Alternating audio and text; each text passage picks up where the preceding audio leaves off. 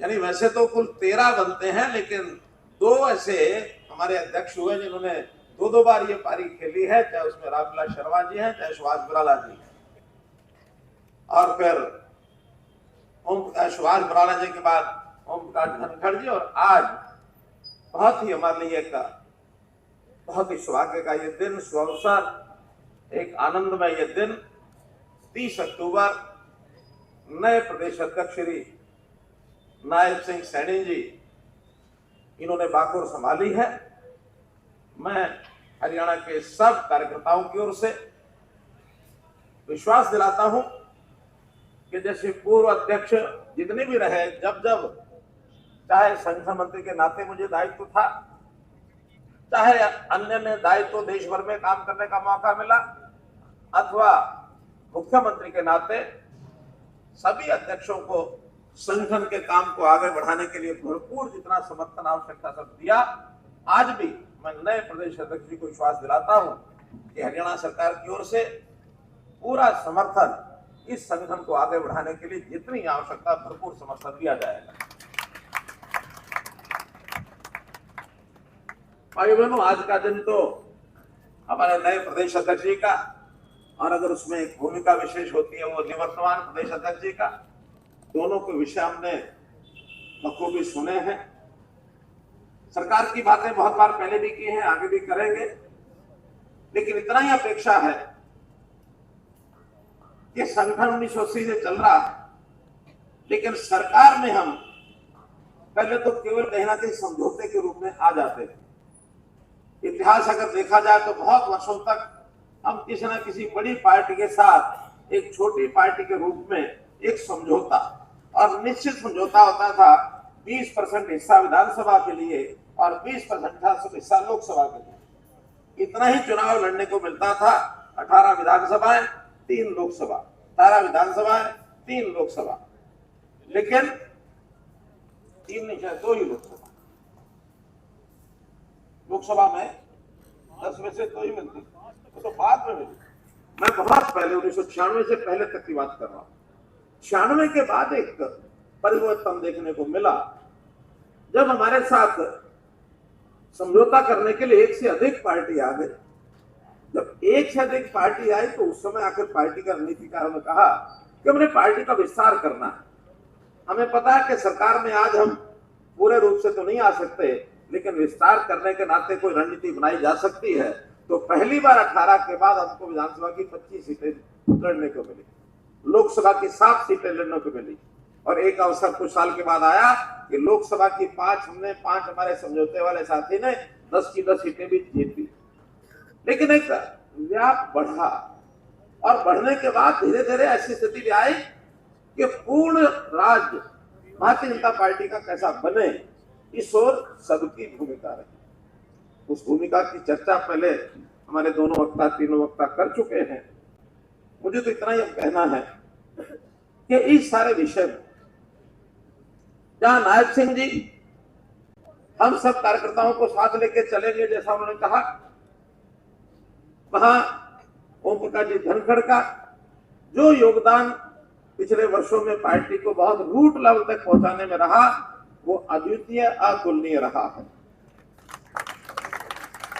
मैं आशा करता हूं कि इस नए दायित्व पर जहां प्रदेश अध्यक्ष जी से हमें अपेक्षा है, वहां राष्ट्रीय सचिव, जो नवनियुक्त राष्ट्रीय सचिव हैं, इनसे भी हमें अपेक्षा है कि हरियाणा में आगे बढ़ने के लिए केंद्र के साथ हमारा नड्डा जी की टीम में अभी कोई लिंक ऐसा नहीं था, लेकिन अब एक प्रदेश में से एक कार्यकर्ता को वो लिंक बनाने का जो अवसर मिला है, इसका भरपूर उपयोग हम लोग करेंगे। इसी के नाते जहां तक संगठन की बात है और सरकार की बात है, दोनों के तालमेल के लिए भरपूर कोशिश पहले भी रही है, आगे भी कार्यकर्ता बैठ करके समय समय पर इन चीजों का विचार करेंगे कैसे बढ़ना है। मैं इतना विश्वास आपको दिला सकता हूं कि हमने ऐसे ऐसे काम किए हैं सरकार में, जो विपक्षी सरकारें आज से पहले हरियाणा जब से बना तब से और 2014 तक करना तो दूर की बात, उनकी सोच में भी नहीं आ सकती थी। ऐसी बात है, उनकी सोच में भी नहीं आ सकती। सामान्य परिवार जिसको उसके अधिकारों की बात कोई बताने वाला भी नहीं था, और बता दिया जाए तो उसको मिलता नहीं था, संघर्ष करने लायक भी वो होता नहीं था, बिल बिलाता रहता था, सामान्य व्यक्ति को उसके हक की चीज मिलती नहीं थी। आज मैं दावे से कह सकता हूं, जो हक जो अधिकार जिसका है वो उसी को मिलेगा, दूसरा कोई छीन नहीं सकेगा, ऐसा मेरा दावा है। और जिसके कारण से हमने अंत्योदय के संकल्प को लेकर के आगे बढ़ने का जो पंडित दीनदयाल जी उपाध्याय का स्वप्न था कि अगर सुखी समाज की कल्पना आपको करनी है तो समाज में खड़ा अंतिम व्यक्ति, अंतिम परिवार, उसकी आप चिंता कर लो, ये समाज सुखी हो जाएगा, ये गारंटी है। आज कोई अंत में खड़ा है जो आगे बढ़ेगा, फिर जो उसके बाद अंत में आएगा उसको आगे बढ़ाएंगे। एक सौहार्द, एक प्रेम, प्यार, सद्भावना, इस सब लोगों को आगे बढ़ाएंगे। एक थ्योरी ऐसी भी चलती है कि जो आगे बढ़ गया उसको पीछे खींचो। वो संघर्ष की, वो लड़ाई की, वो झगड़े की, उसकी बजाय आज हमको सबको साथ लेकर के मिलकर चलना है। और इस आगे चलने के लिए जैसे मैंने बताया, अगले 2 साल, 1 साल, रादर 2 नहीं, 1 ही साल, 1 साल बहुत क्रूशियल है। 2 चुनाव की बात हो रही है, लोकसभा में विधानसभा। मैं आपको आगाह करता हूं, एक और बड़ा चुनाव भी आने वाला है। 3 नगर निगम अभी एकदम चुनाव के मुहाने पर है, और 5 नगर निगम जो शायद इसी महीने के अंत में या दिसंबर की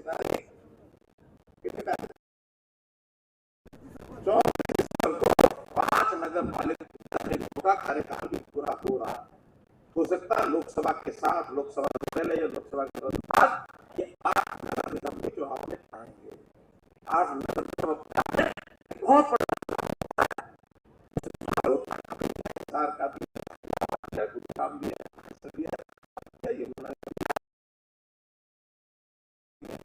हमको और मैं आपको अपील करता हूँ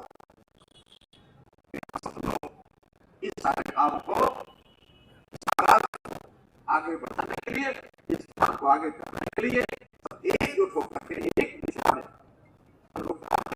उसके वातावरण बढ़ने के लिए अभी जैसे 5-6 राज्यों का चुनाव है। राजस्थान में निश्चित रूप से जीत हो रही है, मध्य प्रदेश की सरकार कर रहे हैं हम, और छत्तीसगढ़ में भी हमारा भारतीय जनता पार्टी का फिर से राज आने वाला है।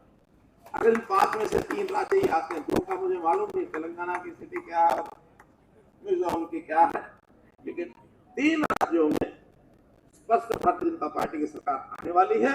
और 3 राज्यों की सरकार आने के बाद एक समय के अंदर चुनाव आते हैं तो उसका प्रभाव पड़ता है, तो अगले 3 चुनाव हरियाणा के भी हम के साथ आगे बढ़ेंगे।